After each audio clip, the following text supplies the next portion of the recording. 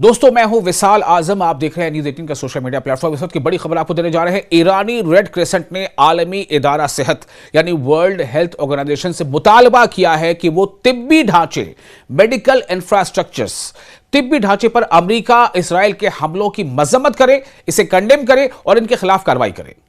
चूंकि एक दो नहीं, कई अस्पतालों को निशाना बनाया है अमेरिका और इसराइल ने अपने हमले में ईरान में।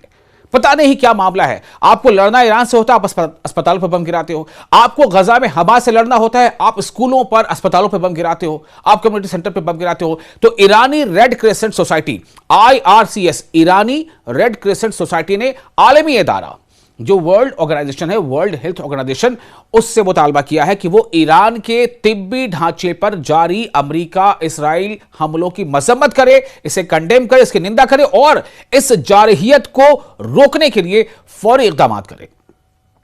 आलमी इदारा सेहत के डायरेक्टर जनरल टेड्रोस अधानोम गैब्रियस को लिखे गए एक खत में जो रेड क्रॉस सोसाइटी है ईरान की, उसके सरबराह पीर हुसैन कोलेवंद ने ईरान के तिब्बी ढांचे पर अमेरिका और इसराइल के मुसलसल हमलों पर शदीद तशवीश का इजहार करते हुए इनके सख्त मजम्मत की है।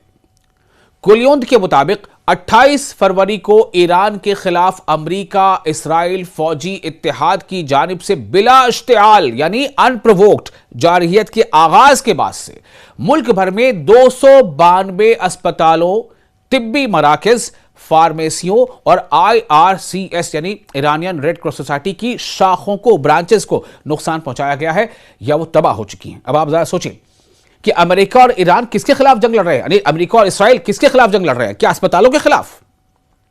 क्या अमेरिका और इसराइल फार्मेसीज के खिलाफ जंग लड़ रहे हैं, क्लिनिक्स के खिलाफ जंग लड़ रहे हैं, अस्पतालों के खिलाफ जंग लड़ रहे हैं? अस्पतालों को निशाना बनाने का पीछे मकसद क्या हो सकता है? अब जरा सोचें। और फिर उन्हीं इसराइल के जो लीडर वो क्या कहते हैं कि ईरान जो है वो आम कॉलोनीज और जो लोग अवाम हैं उनको निशाना बना रहा है। आपने क्या किया? हमले की शुरुआत किसने की? मैं नहीं जवाब दूंगा, आपको पता होना चाहिए कि इस जंग में हमले की शुरुआत किसने की थी। आप खुद सोचें। तो भाई, अगर कोई किसी को मारने के लिए आएगा तो वो बचने की तदबीर तो करेगा ना। लेकिन आप हमले की शुरुआत भी करते हो। आप हमले करते हो स्कूलों पर जहां बच्चियां पढ़ रही होती हैं। 170 के करीब बच्चों की हलाकतें हो जाती हैं, छोटी बच्चियों की, 12 साल, 10 साल, 8 साल, 4 साल, 3 साल, 2 साल, ऐसे बच्चों की हलाकतें होती हैं।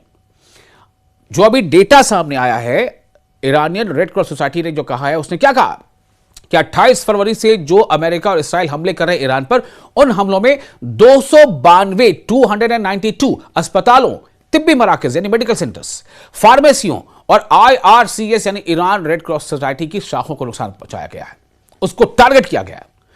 उन्होंने मजीद कहा, यानी IRCS की जो सरबराह हैं, जो ईरानी रेड क्रॉस सोसाइटी के सरबराह हैं, उन्होंने बताया कि इस दौरान कम से कम 22 तिब्बी अमले के अफराद जाँ बहक यानी कि उनकी मौतें हो गई और 113 जख्मी हुए हैं, जबकि 48 एम्बुलेंसेज और इमदादी गाड़ियां तबाह हुई हैं या मुतासर हुई हैं।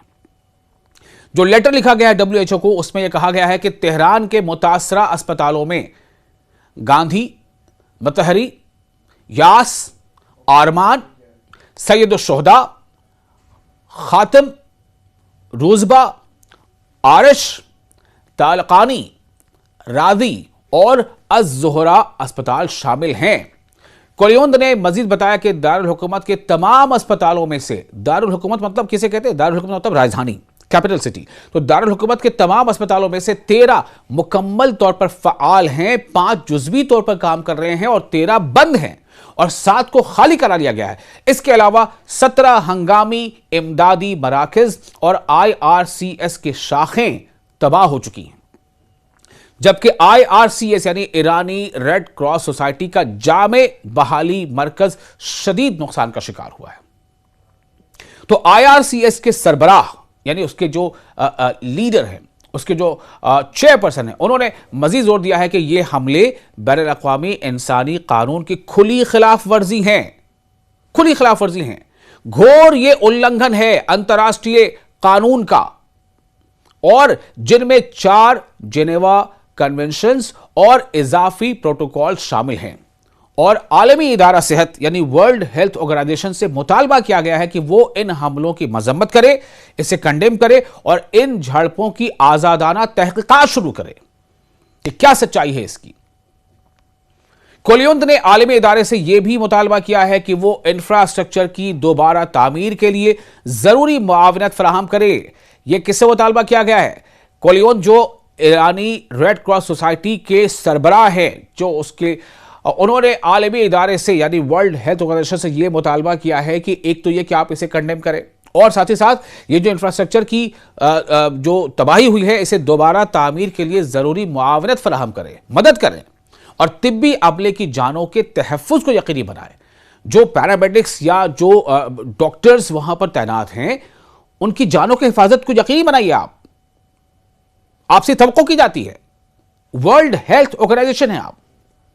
उन्होंने यह भी खबरदार किया है कि इस मामले पर खामोशी या ऐसे हमलों को रोकने में ताखीर शहरियों की जानों को खतरे में डाल देगी और बैनुल-अक़वामी इंसानी कानून की मौसरियत को कमजोर करेगी। जो इंटरनेशनल लॉ है ह्यूमन्स के लिए, ह्यूमन सेफगार्ड के लिए, उसको ये काफी असर डालेगी।